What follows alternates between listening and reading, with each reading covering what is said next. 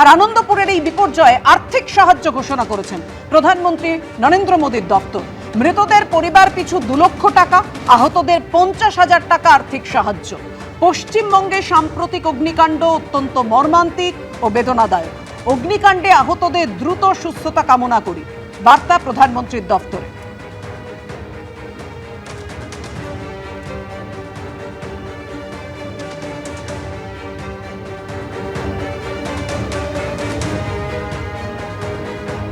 আপনারা জানেন ইতিমধ্যেই সরকারের তরফে আর্থিক ক্ষতিপূরণ ঘোষণা করা হয়েছে, কিন্তু আজকে শুভেন্দু অধিকারী বললেন যে 10 লক্ষ নয় 50 লক্ষ টাকা ক্ষতিপূরণ দিতে হবে চাকরি, দাবি শুভেন্দু অধিকারী। দেখুন, আমরা দাবি করি প্রত্যেক নিখোঁজ এবং মৃত পরিবার 10 লাখ 50 লাখ টাকা ক্ষতিপূরণ দিতে হবে। আর পার্মানেন্ট চাকরি ওই হাফ দাঁড়ি কাটার মতো কন্ট্রাকচুয়াল চাকরি চলবে না। অর্থাৎ স্থায়ী চাকরির দাবি জানাচ্ছেন শুভেন্দু অধিকারী। আমি এখানেই আসবো এই ঘটনা নিয়ে আলোচনায়, শুধু প্রদীপ্তর কাছে। প্রদীপ্ত, 10 লক্ষ টাকা নয় 50 লক্ষ টাকা ক্ষতিপূরণ দিতে হবে। এর আগেও বিরোধীরা বলেছিল যে, এবং পরিবাররাও বলেছিল যে জীবনের দাম কখনো 10 লক্ষ টাকা হতে পারে, এক একটা জীবন চলে গেছে। না, হতে পারে না, কখনোই হতে পারে না। এবং এই যে মর্মান্তিক দুর্ঘটনা এবং তাতে যারা চলে গেছেন তাদের স্বজনদের পাশে দাঁড়ানোর সমূহ দায়িত্ব সরকারের রয়েছে এবং সরকার সেই দায়িত্ব পালনে বদ্ধপরিকর। কিন্তু এই যে যখন 50 লক্ষ টাকার দাবি জানাচ্ছেন, তাদের সেটা কেন 2 লক্ষ টাকা আমাদের প্রধানমন্ত্রী দিচ্ছেন? তিনি তো সমান পরিমাণ জিএসটি এখান থেকে কালেকশন করে নিয়েই যান। তাহলে সেক্ষেত্রে তিনি 50 লক্ষ টাকার 50% 25 লক্ষ টাকা দিতে পারতেন, 25% 12.5 লক্ষ টাকা দিতে পারতেন। তা তো করলেন না। অ্যাজ পার রুল প্রধানমন্ত্রী যে ঘোষণা করেছেন সেটা অ্যাজ পার রুল করেছেন, আবার মুখ্যমন্ত্রী যে ঘোষণা করেছেন সেটা অ্যাজ পার রুল করেছেন এবং তাদের পাশে অবশ্যই দাঁড়াবে। কিন্তু যখন দুর্ভাগ্যের বিষয় হলো অ্যাজ পার রুল যদি গোডাউন দুটো তৈরি হতো তাহলে ঘটনাটা ঘটতো না। এখানেই একটু জাস্ট 30 সেকেন্ডসের কম সময় নেব। অ্যাজ পার রুল তৈরি হয়নি বা হয়েছে তার দিয়ে তদন্ত হচ্ছে এবং নিরপেক্ষ তদন্ত হবে, শাস্তিও হবে।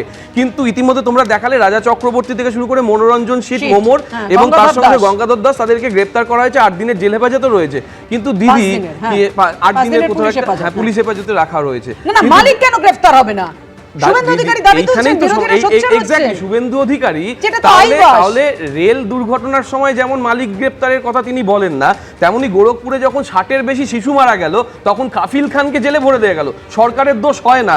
যখন ওই ইউপিতে ঝাঁসিতে 10 জন ইনফ্যান্ট মারা গেল এই গত বছর 24 সালের 11 মাসে 16 তারিখ, তখন সরকারের দোষ হয় না, ডাক্তারের দোষ হয়। মণিপুরে 300 জন মারা যায়, তখন সরকারের দোষ হয় না, সমাজের দোষ হয়। যখন এই যে জয়পুরে রাজস্থানে গত 25 সালের 10 মাসে 6 জন ইনফ্যান্ট মারা যায়, তখন সরকারের দোষ হয় না, তখন ডাক্তারের দোষ হয়। রাজস্থানে জয়পুর অবশ্যই সেই বিষয় নিয়ে প্রশ্ন উঠবে, আমরা প্রশ্নটা তুলি। কিন্তু আমরা যখন বাংলায় থাকি, পরপর দুটো, একটা হচ্ছে ওয়াও মোমো, একটা হচ্ছে নিউ পুষ্পাঞ্জলি প্রাইভেট লিমিটেড, এর এক একজনের দুটো গোডাউন, তখন তার সেটা যদি বেআইনি ভাবে নির্মিত হয় তার দায় কাকে নিতে হবে সেটা তো আমরা জানি না কতটা বেআইনি, এবং সেক্ষেত্রে অবশ্যই প্রশ্ন তুলতে হবে। না, ও এটা জানে না বেআইনি কি আইনি, কিন্তু ও পার্সেন্টেজের হিসেবটা জানে। 15%, 20%, 25% যা বলছিল না, মানে তৃণমূলে যা ভাগ হয় আর কি, 25-75 সেইটা নিয়ে পড়ে আছে, যেটা শুভেন্দু অ্যাজ পার রুল। ও জানে না সেটা কিনা, কিন্তু ওর তো জানা উচিত যে ওখানে নেই, আপনার ওখানে ফায়ার লাইসেন্স নেই।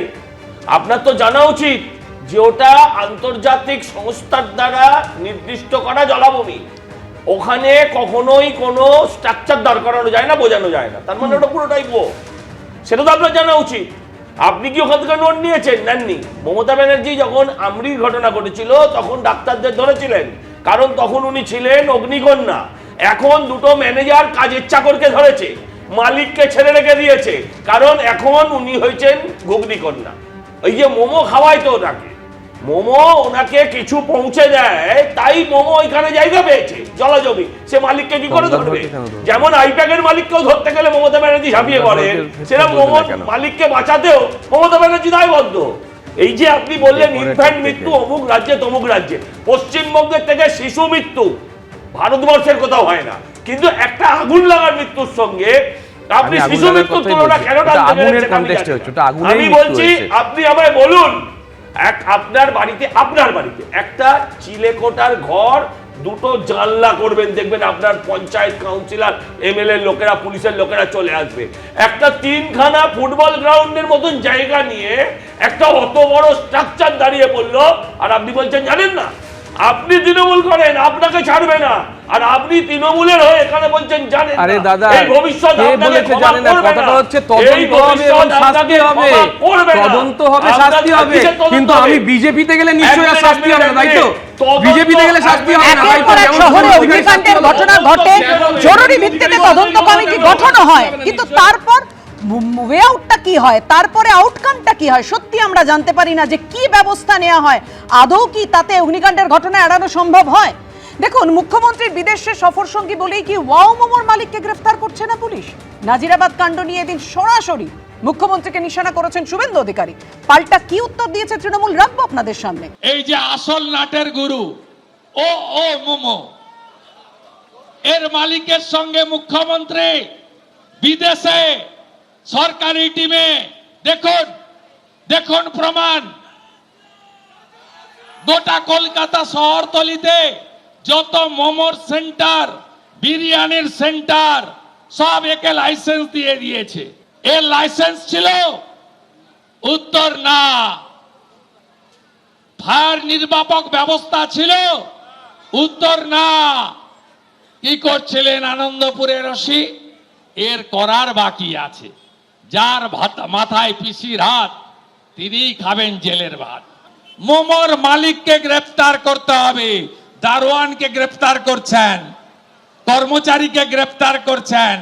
আই ওয়াজ দেয়ার মতো, আরজি করের মতো আমরা মানি না। মমতা ব্যানার্জির সফর সঙ্গী বলে আমরা দাবি করি গ্রেফতার। আজকে শুভেন্দু অধিকারীর নেতৃত্বে যখন গড়িয়া স্টেশন থেকে নরেন্দ্রপুর থানা অব্দি মিছিল হচ্ছে, সেই মিছিলে ডিজে বাজিয়ে উদ্দাম নাচতে নাচতে, মানে ভাসানে বিসর্জনের সময় যে কেওড়া নাচ চলে, সেই নাচ নাচতে নাচতে বিজেপির নেতাকর্মীরা আহ্লাদ করতে করতে যাচ্ছেন। এত উল্লাস প্রকাশিত হয়েছে। এই জল্লাদের উল্লাস মঞ্চ দেখার পরে যখন ওই অমিত মালপুয়ার টুইটটা আপনারা দেখাচ্ছেন, দুটো টুইটের মধ্যে আকাশ আর পাতাল পার্থক্য হয়ে যাচ্ছে। ওয়াও মোমোর মালিক যদি অপরাধ করে থাকেন, বিচার হবে, জেলে যাবে। বক্তব্যটা এখানে না, বক্তব্যটা হচ্ছে আগুনটা লাগলো কোথা থেকে। আগুনটা লাগলো যে গোডাউন থেকে। সেই গোডাউনের মালিকের বিরুদ্ধে চুপ কেন বলুন তো? কান টানলে মাথা আসবে? মালপোয়ার কান টানলে কি শুভেন্দু অধিকারী মাথা আসবে? কারণ ওই গোডাউনের মালিকের বাড়ি মেদিনীপুরে, পূর্ব মেদিনীপুর জেলা। এবিপি আনন্দ, এগিয়ে থাকে, এগিয়ে রাখে।